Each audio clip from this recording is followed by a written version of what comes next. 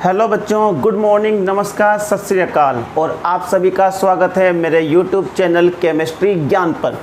तो बच्चों, आज जो हमारा सबसे पहला टॉपिक है वो है फ्यूल सेल। देखो बच्चों, फ्यूल सेल होते क्या हैं, अगर आपको पता हो तो मैं आपको बता दूं। जो अपोलो सैटेलाइट जो मून मिशन के लिए गया था उसके अंदर इसी फ्यूल सेल का यूज़ किया गया था। क्या करता है fuel cell? It converts combustion energy into electrical energy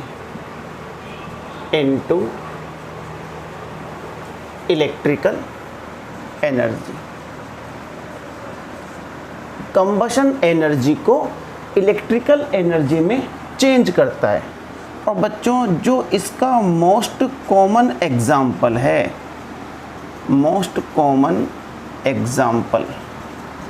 वो है H2O2 fuel cell.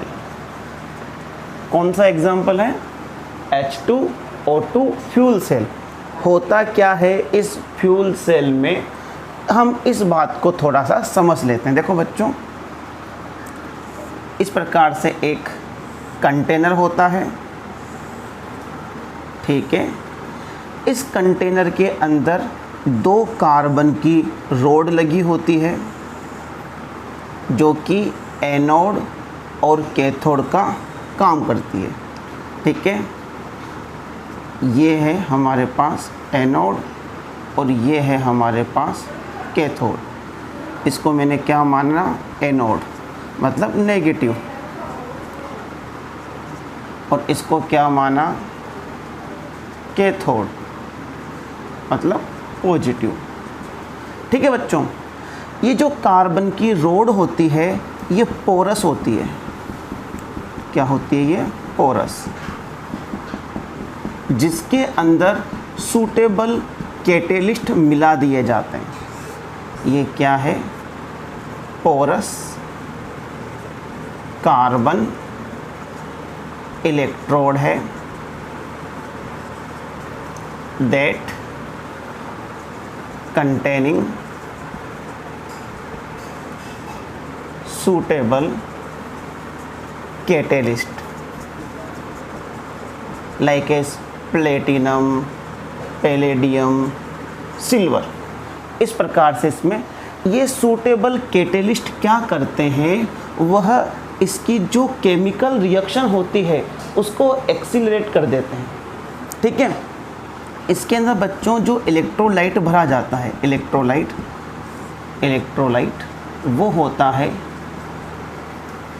Aqueous KOH, ठीक है। इसमें एक एंड से H2 गैस फ्लो करवाई जाती है और बच्चों दूसरे एंड से इसमें O2 गैस फ्लो करवाई जाती है। तो बच्चों ये होता है फ्यूल सेल, ठीक है। अब इसके अंदर होता क्या है, कैसे काम करता है, हम इस बात को समझते हैं। इलेक्ट्रोलाइट है वो एक्वस KOH भी हो सकता है और NaOH भी हो सकता है। तो बच्चों हम बात करते हैं इसकी केमिकल रिएक्शन की। सबसे पहले हम बात करते हैं एट एनोड। एनोड पर कौन सी केमिकल रिएक्शन होती है? तो बच्चों एनोड पर हमारे पास कौन है? H2। इसका क्या होगा? ऑक्सीडेशन, और ये क्या बनाता है? 4H2O। ये रिएक्शन होती है हमारे पास एनोड पर। अब बात करते हैं बच्चों कैथोड की। यहाँ पर किसका हुआ है ऑक्सीडेशन? H2 का। तो O2 का क्या होगा? रिडक्शन। और बच्चों ये याद रख लो कि जब भी O2 का एल्केलाइन यानी कि बेसिक मीडियम में रिडक्शन होता है तो ये हमेशा OH- बनाता है, ठीक है। ये आप लोग याद कर सकते हो, इसको आप लोग याद करके ही रख ले। तो ये हो गया हमारे पास 8 कैथोड पर रिएक्शन, ठीक बच्चों। तो बच्चों नेट रिएक्शन क्या हो जाएगी इसकी, ये लो OH माइनस से OH minus cancel, 4H2O 2H2O, यहाँ बच जाएंगे 2H2O, 4 इलेक्ट्रॉन से 4 इलेक्ट्रॉन। तो ये हो गई हमारे पास net reaction. We have to remember it. और इस बात को आप लोग याद रख लेना कि जब भी O2 का रिडक्शन होता है बेसिक मीडियम में 4OH माइनस बनता है। क्लियर बात। तो बच्चों ये हो गया हमारा फ्यूल सेल। अब बात करते हैं कि इस फ्यूल सेल के एडवांटेज क्या क्या है।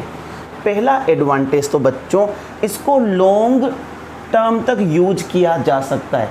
जब तक हम H2 गैस को और O2 गैस को प्रोवाइड करवा रहे हैं यह फ्यूल सेल काम करता रहेगा, डिस्चार्ज नहीं होगा, ख़त्म नहीं होगा। पहला एडवांटेज तो ये है। दूसरा एडवांटेज क्या है, यह पोल्यूशन नहीं फैलाता। तीसरा एडवांटेज क्या है, इसकी जो इफ़िशियंसी होती है वो हाई होती है।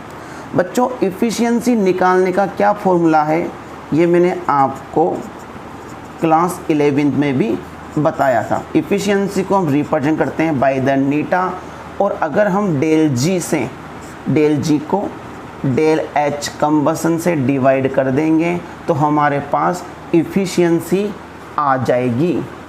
इसके अलावा अगर मैं चाहूँ तो इस फॉर्मूले को ऐसे भी लिख सकता हूँ, डेल जी क्या होता है, W useful upon del H combustion. और हम जानते हैं W यूज़फुल या डेल जी क्या होता है, minus NF E cell upon del H combustion. तो बच्चों ये वाला फॉर्मूला हमारे काम आएगा इफ़िशियंसी ऑफ फ्यूल सेल निकालने के लिए। तो बच्चों बड़ा ही सिंपल सा सेल है, बता दिया मैंने आपको, ठीक है। PDF में आपको इसकी प्रोवाइड करवा दूंगा, जल्दी से आप लोग इसका स्क्रीनशॉट ले लें। तो बच्चों अब बढ़ते हैं हम हमारे नेक्स्ट टॉपिक की ओर। क्या है, कोरोजन। वेरी इंपॉर्टेंट टॉपिक है बच्चों बोर्ड के हिसाब से। तो लगाते हैं हम हेडिंग कोरोजन।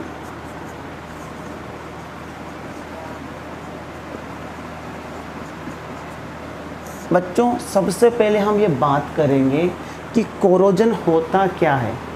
बच्चों जब भी कोई मेटल एटमॉस्फेरिक कंडीशन में एक्सपोज होता है तो वह एटमॉस्फेयर से एयर या CO2 या मॉइस्चर इनके साथ रिएक्ट करता है और अनडिजायरेबल कंपाउंड जैसे कि ऑक्साइड, अमाइड, ठीक है, इनका फॉर्मेशन कर लेता है।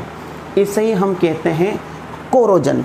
और कोरोजन का जो सबसे मोस्ट कॉमन एग्जाम्पल है, कॉमन एग्जाम्पल वो है बच्चों rusting of iron. Rusting of iron. तो बच्चों हम यही टॉपिक लेते हैं हमारा।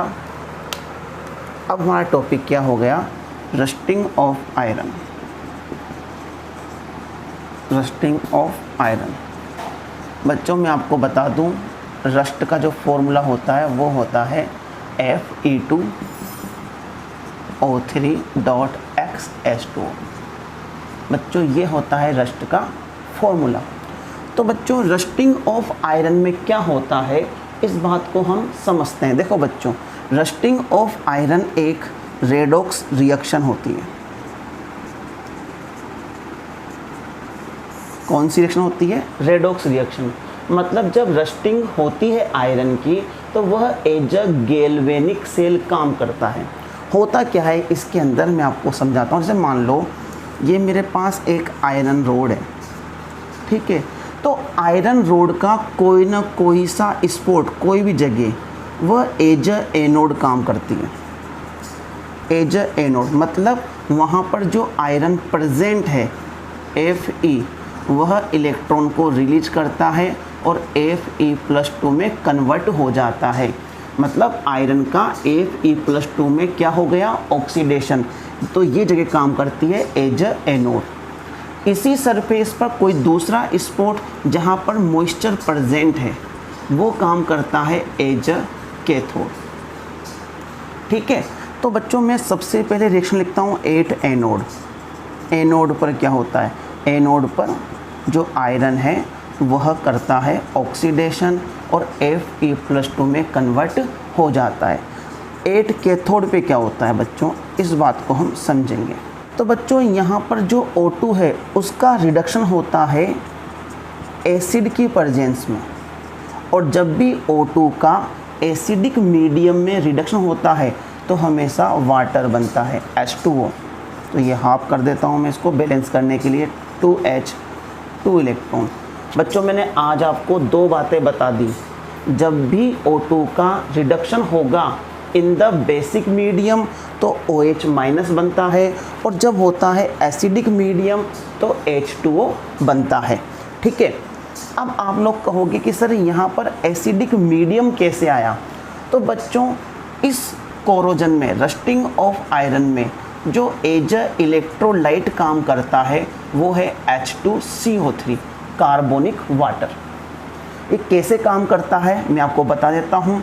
जो वाटर होता है मॉइस्चर में वह एटमॉस्फेयर में प्रेजेंट CO2 के साथ रिएक्ट करता है और H2CO3 में कन्वर्ट हो जाता है, जो as acidic medium, as electrolyte इसमें हेल्प करता है। तो ये जो H+ है बच्चों यहीं से आता है।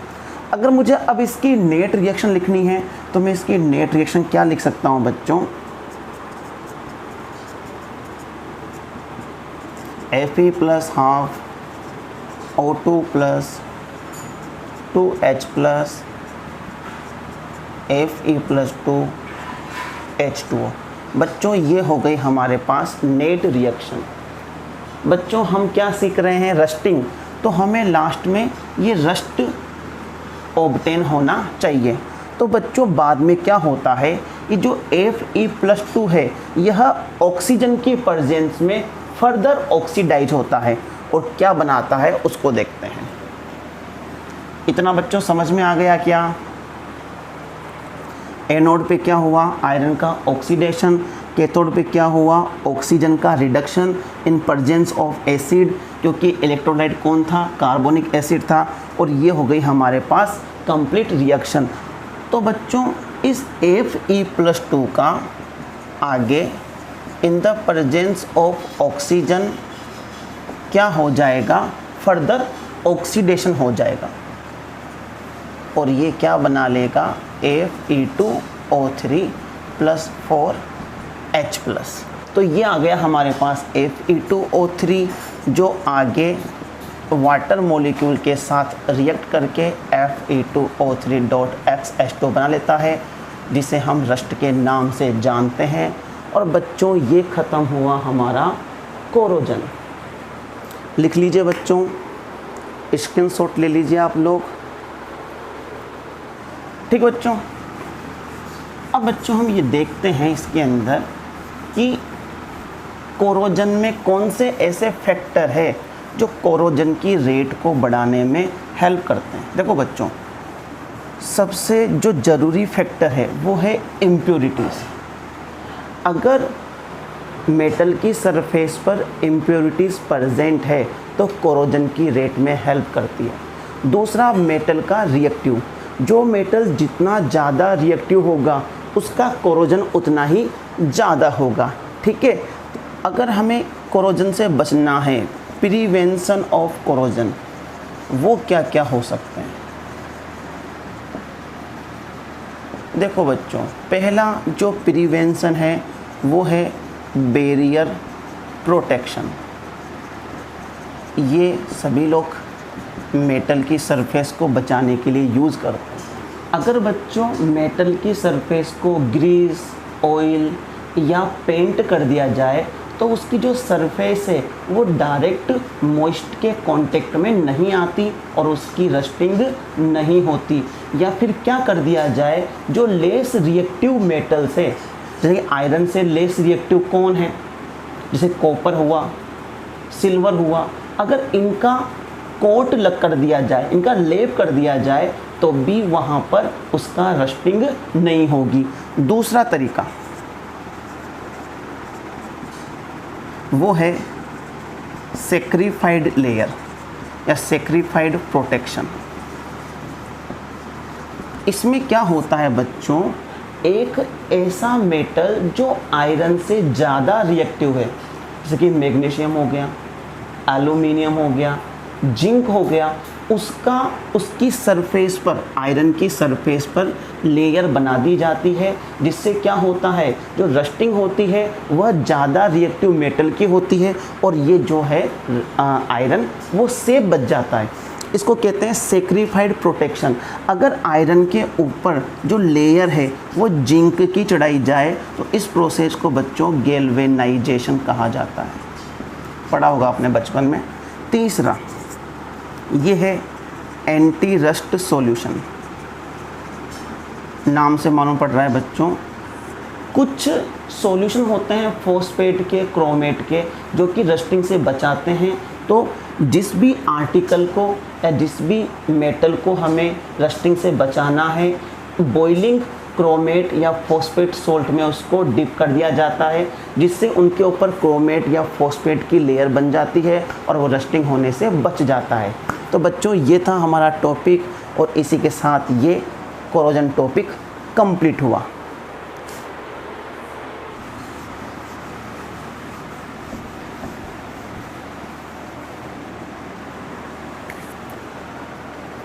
बच्चों अब हम कुछ छोटे छोटे टॉपिक्स के बारे में बात कर लेते हैं, जैसे कि अभी भी मैंने कहा रिडक्शन ऑफ ऑक्सीजन। बच्चों हम यह बात कर रहे हैं रिडक्शन ऑफ ऑक्सीजन। बहुत सी बार हमारे ऑक्सीजन का रिडक्शन होता है, उसकी केमिकल रिएक्शन आती है। तो मैं बच्चों आपको लिखाने वाला हूँ कि जब एसिडिक मीडियम होगा तो आपको कौन सी रिएक्शन लिखनी है, बेसिक में कौन सी, न्यूट्रल में कौन सी। तो बच्चों इन एसिडिक मीडियम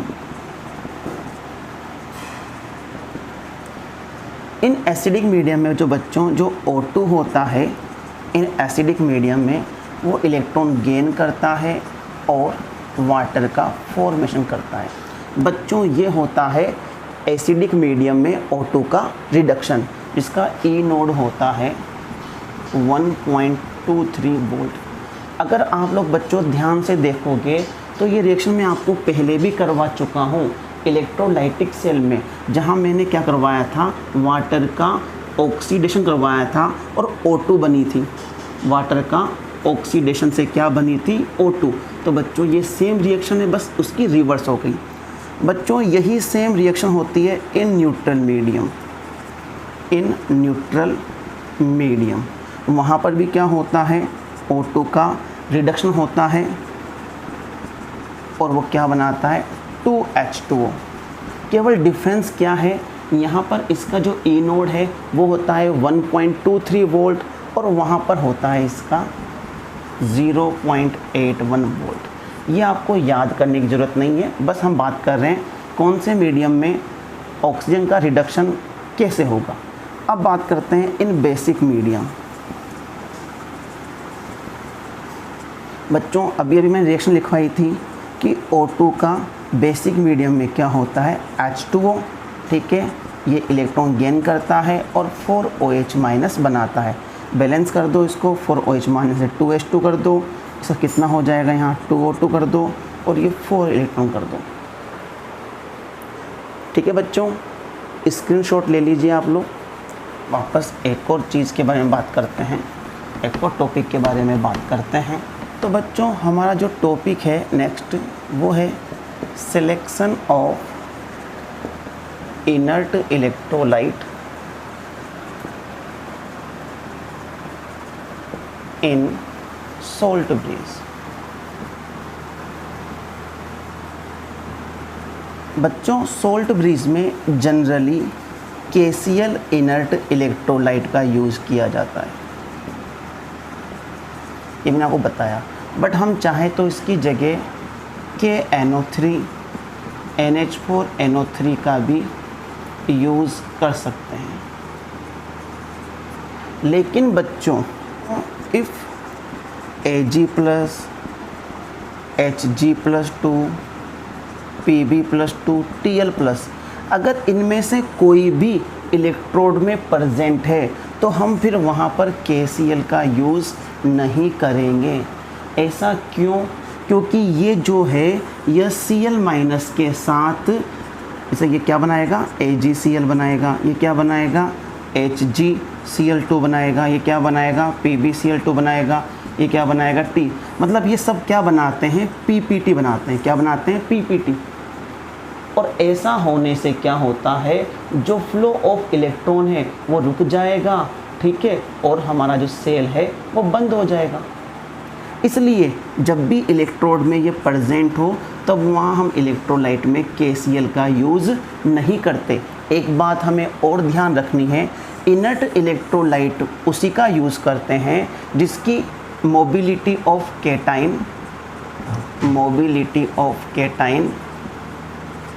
और मोबिलिटी ऑफ एनाइन दोनों लगभग इक्वल हो।